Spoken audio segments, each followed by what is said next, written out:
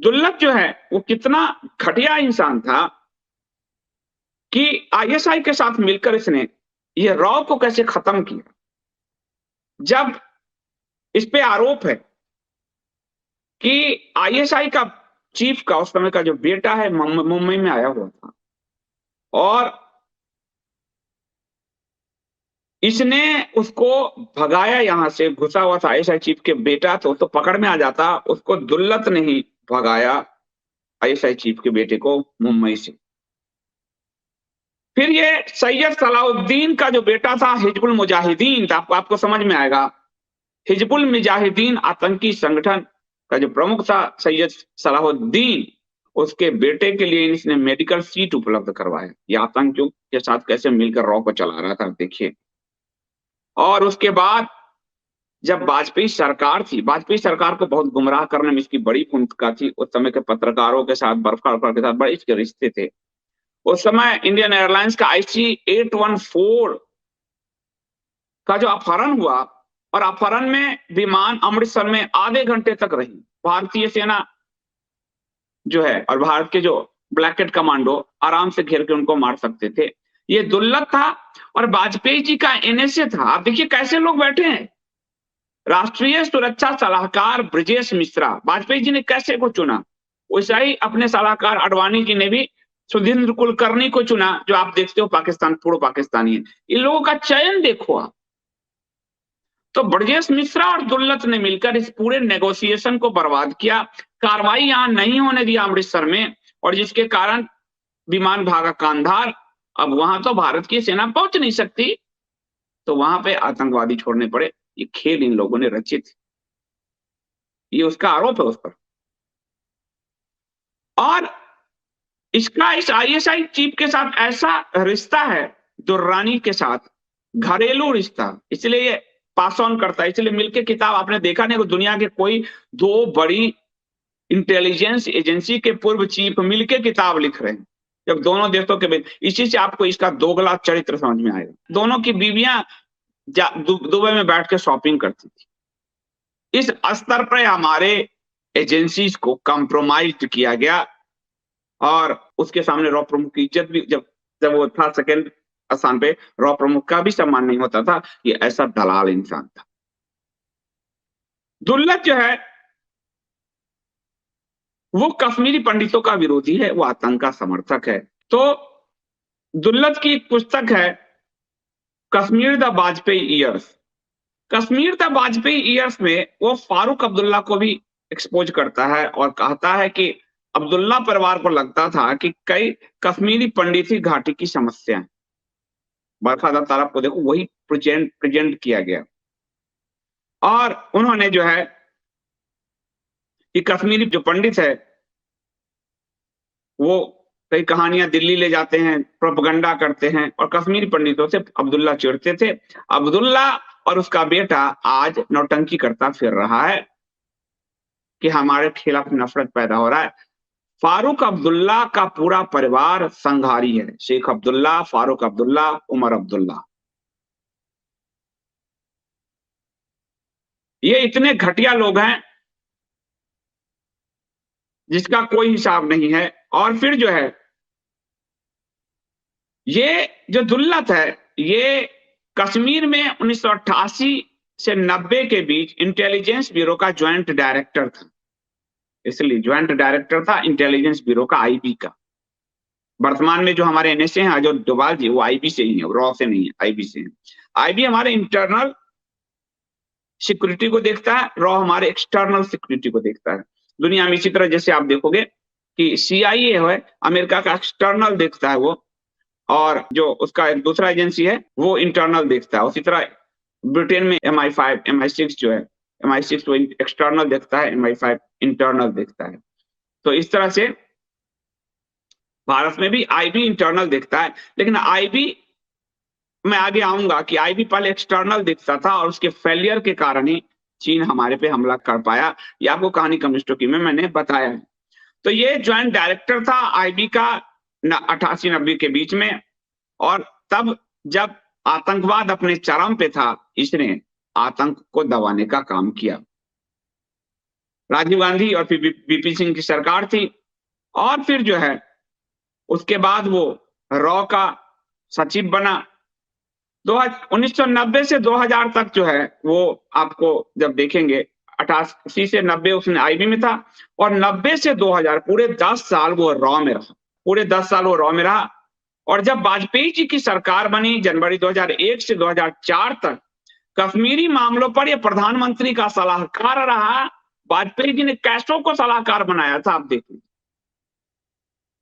और ये गुमराह करने में सफल रहा। और फिर उसने 2015 में कश्मीर द वाजपेयी ईयर्स एक पुस्तक भी लिखी। 18 में इसकी पुस्तक आई द स्पाई क्रॉनिकल्स, जिसका हिंदी अनुवाद मेरे पास है, ISI and the allusion of peace, एक जासूसी वृत्तांत, शांति का भ्रम, ये हिंदी है मेरे पास। द स्पाई क्रॉनिकल्स आया, और ये आईएसआई का पूर्व प्रमुख था असद दुरानी, उसके साथ मिलकर लिखा। और एक पत्रकार है आदित्य सिन्हा, उसने इन दोनों को कंपाइल करके, तो ये तीनों के ज्वाइंट वेंचर थे, किताब में ज्वाइंट वेंचर थे। और अभी भी आदित्य सिन्हा डेक्कन हेराल्ड में है शायद। उसके बाद जो है न्यू इंडियन एक्सप्रेस में भी रहा, और फारूक अब्दुल्ला से भी वो करीब रहा, तो वो उसका वही नेटवर्क है पूरा। उसके बाद ये जो दुल्लत है, जो आईएसआई के साथ काम करता रहा एक तरह से, वो राष्ट्रीय सुरक्षा सलाहकार बोर्ड अर्थात नेशनल सिक्योरिटी एडवाइजरी बोर्ड में भी वर्ष 2015 तक सदस्य था। कब तक? 15 तक, मोदी जी के आने के बाद तक। वाजपेयी जी को भी इसने गच्चा दिया था, और मोदी जी के आने के बाद तक 2015 तक ये सदस्य रहा। 2015 तक उसका कार्यकाल था, उसके बाद उसका कार्यकाल खत्म हुआ, और इस दुल्लत ने आईएसआई के साथ मिलकर बहुत गुल खिलाया है। ये जो पुस्तक इसने लिखा है, उसमें मोदी एरा पर भी उसने लिखा है, और लिखा है कि जब कश्मीर में बाढ़ आई, लोग मरे, संपत्ति नष्ट हुए, कोई भी राहत के लिए नहीं आया, जबकि मोदी सरकार ने कश्मीर पे कितने काम किए हैं। ये कितना अंदर से जहरीला है, आप समझ के देखिए। और कहा कि भाजपा और पीडीपी गठबंधन से कोई फायदा नहीं हुआ, जो भी, खैर वो तो गठबंधन फेल ही थी। ये बाद में खुद प्रधानमंत्री ने माना कि हमने प्रयोग किए थे, हम फेल रहे। प्रधानमंत्री मोदी ने खुद माना। मास्टर स्ट्रोकवादी नहीं मानते, वो एक नए तरह का व्यवहार कि भाजपा को सरकार के कारण अंदर घुसने का मौका मिला। अजब बेवकूफी है। राज्यपाल जब जगमोहन जी थे, अंदर तक तुम पहले से घुसे हुए थे। मतलब ऐसे कुतर्क मास्टर स्ट्रोकवादी देते हैं कि आपको हंसी आएगी, और जवाब दोगे तो आप उनके स्तर पर नीचे गिर जाओगे। इसलिए चाणक्य ने कहा कीचड़ में लात नहीं मारना चाहिए, कीचड़ लोग हैं। खुद प्रधानमंत्री मोदी ने कहा कि हमारा फेल्योर था, हमने एक प्रयोग किया, हम फेल रहे। मोदी जी भी तो मानते हैं, पर मास्टर स्ट्रोकबाजी करती है। मास्टर स्ट्रोक था जिससे कश्मीर में घुसकर, कश्मीर की सरकार में घुसकर सरकार को, भाजपा को सब राज से पता चले। अजब मूर्ख। वाजपेयी जी जब प्रधानमंत्री थे, अब्दुल्ला के साथ सरकार थी, अब्दुल्ला केंद्र में वाजपेयी जी को सपोर्ट कर रहा था। जब जगमोहन रहे तो पूरा फाइल, जब आतंक के दौर में वो रहे जगमोहन, फाइल पूरी मिल सकती है। कैसे कैसे ये कुतर्क करते हैं। खुद मैं प्राइम मिनिस्टर के कहे पे ही ज्यादा भरोसा करता हूं, मास्टर स्ट्रोकवादियों को तो गड्ढा खोद के फेंक डालो उसके अंदर। तो उसके बाद आपको बताऊं कि एक खुलासा कंचन गुप्ता ने भी किया है। वाजपेयी एरा में कंचन गुप्ता भी पीएमओ में थे, पत्रकार हैं, सलाहकार थे तब। वो कह रहे हैं कि A S Dulat had involved himself into AB, यानी Atal Bihari Vajpayee team by promising to solve Kashmir. He resentfully tried to sell Farooq Abdullah's voluminous autonomy report.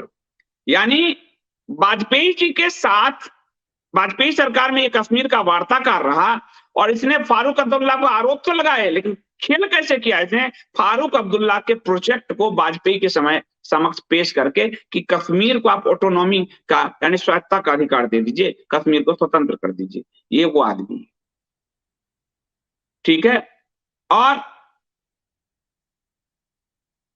ये फेल रहा, लोग समझाने में काबिल रहे, जो है वाजपेयी जी को कि वाजपेयी जी ये मरवा देगा आपको, ये आदमी ऐसा घटिया है। आपको किताबों में लगा कि तो अब्दुल्ला पे आरोप लगा रहा, और खेल क्या था कि अब्दुल्ला के रिपोर्ट को ये वाजपेयी जी से मंजूरी कराने में लगा। इतना बड़ा धोखेबाज लोमड़ी है ये, लोमड़ी। और फिर ये जो उसी को कहा गया दुल्लत डॉक्ट्रिन, जिसमें वो कश्मीर ही गायब कर देता है, इसलिए आज कश्मीर फाइल्स को चिढ़ है। और ये जो दुर्लभ डॉक्ट्रिन है वो क्या कहती है? वो कहती है कि जो लोग कश्मीरी पंडित को मारने के लिए उनके ही घर से, उनकी भूमि से भगाने के लिए जिम्मेदार थे, जो लोग कश्मीरी हिंदुओं पर तरह तरह के अत्याचार करने के लिए जिम्मेदार थे, उन्हें कश्मीर का गांधी कहा जाने लगा था, उन्हें कश्मीर का नेल्सन मंडेला कहा जाने लगा था। यानी आपको मैंने बताया, मेरी रिपोर्ट याद कीजिए आप 2007 की, जो मैं बार बार दिया हूं दैनिक जागरण में, यासीन मलिक को दूसरा गांधी बनाने की तैयारी चल रही थी। ये तैयारी दुल्लत जैसे लोग वाजपेयी एरा में ही करने शुरू कर चुके थे, और मनमोहन गांधी और सोनिया की सरकार ने तो पूरा फाइल ही डिलीट कर दिया, जला दिया, नष्ट किया, क्या किया। कश्मीर का मंडेला यासीन मलिक, कश्मीर का गांधी, ये दुल्लत आतंकियों की कैसी पैरवी कर रहा है, ये रॉ में आप सोच के देखिए। इसमें मंडेला कहा उसने अलगाववादी नेता शब्बीर शाह को, और वो लिखता है कि शब्बीर को यह पसंद नहीं आया कि दिल्ली की ओर से किसी और से बात की गई। शब्बीर को लगता था कश्मीर में उसे छोड़कर किसी और से बात नहीं होनी चाहिए। वो खुद को अगला शेख अब्दुल्ला ही नहीं मानता था, कि वह कहता था कि मैं कश्मीर का नेल्सन मंडेला हूं, शब्बीर शाह के बारे में। उसके बाद जो है आपको इस पूरे जो है फारूक अब्दुल्ला का जो के लिए कैसे ये बैटिंग कर रहा था वाजपेयी सरकार में मिलकर पोस्ट लेकर, ये आपको जब वो पूरा पढ़ोगे तो आप कश्मीर वाजपेयी यस, तो आप चौंक जाओगे कि भारत की खुफिया एजेंसी को ऐसे कंप्रोमाइज किया गया है। और उसकी पूरी पैरवी करता था ये, और कश्मीरी आतंकवाद का सपोर्टर था, कश्मीरी हिंदुओं का विरोधी था। और इसने आईएसआई के साथ मिलकर भारत के IC 814 को जो का अपहरण हुआ, उसको भी नेगोशिएशन टेबल पर इसने बर्बाद किया, और ये पूरा मामला जो है भारत को तबाह करने की ओर ले जा रहा था। और लिया भी, 4-5 जो आतंकवादी छोड़े गए, जरगढ़ जैसे आतंकवादी। एक फिल्म आई है आपको राजकुमार राव की, देखिएगा, आपके खून ब्लड जो है जम जाएंगे। वो इतना खूंखार आतंकवादी था जिसको विमान अपहरण के समय छोड़ा गया था। और ये जो है कश्मीरियों का को जो टॉर्चर हुआ पंडित, उसमें एक बड़ी भूमिका इस आई पूर्व रॉ अधिकारी की है। और ये पूर्व रॉ अधिकारी पाकिस्तान का एजेंट था, उसके साथ मिल आरोप के मुताबिक। और जो है जब वो रॉ में 1 वर्ष का उसका कार्यकाल था, उसको ISI के साथ उसके रिश्ते की एक बड़ी वानगी, लंदन में बड़ा सा महल उसको ने खरीदा, मेंशन। एक अधिकारी के पास कहां से आएगा? लंदन में बड़ा सा मेंशन महल उसको खरीदा गया। किसने फंड किया? ये सरकार को जांच कराना चाहिए। और जो है जब इसको महल दिया गया, उस समय कश्मीरी पंडितों को आतंकवादी मार रहे थे कि ये भारत के मुखबिर हैं, IB के मुखबिर हैं करके, जासूस अपने जो एजेंट्स हैं उनकी सूचना देकर ये हमारे कश्मीरी पंडितों को मरवा रहा था दुर्लभ। जब वो रॉ का प्रमुख था, आपको बताया मैंने, तभी IC 814 का अपहरण हुआ, जिसके कारण आतंकवादी छोड़ने पड़े। यानी रॉ प्रमुख होकर ये उनके लिए काम कर रहा था। विमान, इस पर आरोप है, विमान अपहरण के धंधे को ही अंजाम दे रहा था, उनके साथ मिलकर काम कर रहा था। और पूरी अभियान को पलीता लगाया। आधा घंटा अमृतसर में विमान खड़ी रही, उसको उड़ने दिया गया। और फिर वाजपेयी पे आरोप। तो जो नेता जैसा चुनेंगे आप जानते हो। फिर उस पूरे IC 814 में वहां पर एक सर्वजीत ने कहा, एक व्यक्ति, कि उसकी तरफ से कोई निर्देश नहीं था IC 814 को उड़ान नहीं भरने देने की। जब 24 दिसंबर 1999 को CMG यह बात कर ही रहा था अपहरण कैसे निपटा जाए, उस पे पूरे फोर्स को लगाया जा रहा था अमृतसर में, कैसे अपहरण से निपटा जाए, उसी समय विमान को उड़ा दिया गया। यानी आतंकियों को सूचना दे दिया गया कि विमान भगाओ, तुम पे कार्रवाई करने की योजना बन रही है सरकार की। दुल्लत रॉ प्रमुख था, दुल्लत के समय हुआ। उसी पे आरोप है कि उसने अपने आका ISI को कह दिया कि तुरंत कहो यहाँ से उड़ने के लिए, और अमृतसर से विमान उड़ गया आधे घंटे तक। और इसमें ब्रिजेश मेहरा का भी फेलियर रहा एनएसए के रूप में। उनकी भूमिका भी, उस ब्यूरोक्रेट्स की भूमिका भी संदिग्ध है। दुर्लभ विमान अपहरण में उसकी भूमिका संदेह के घेरे में है। आतंकवादियों को भगवाने में, विमान को यहां से उड़ाने में अमृतसर से, इसकी भूमिका संदेह के घेरे में है। कश्मीरी पंडितों को चुन चुन कर मरवाने में के जासूस हैं, इसकी भूमिका संदेह के घेरे में है। लंदन में इसके बड़े बड़े महल हैं। आईएसआई दुर्रानी के साथ इसका और इसकी पत्नी का आईएस दुर्रानी की बीवी के साथ रिश्ते हैं। दुबई में काफी ये लोग शॉपिंग करते हुए पकड़े गए हैं। वाजपेयी एरा में ये कश्मीर का वार्ताकार, इसको वाजपेयी जी ने नियुक्त किया। इसने कश्मीर को बेचने की तैयारी की थी, कश्मीर को स्वायत्त करके स्वायत्तता देने की तैयारी में था ये, और 2015 तक की सर्विस में रहा। ये कितना खतरनाक था ये देखिए।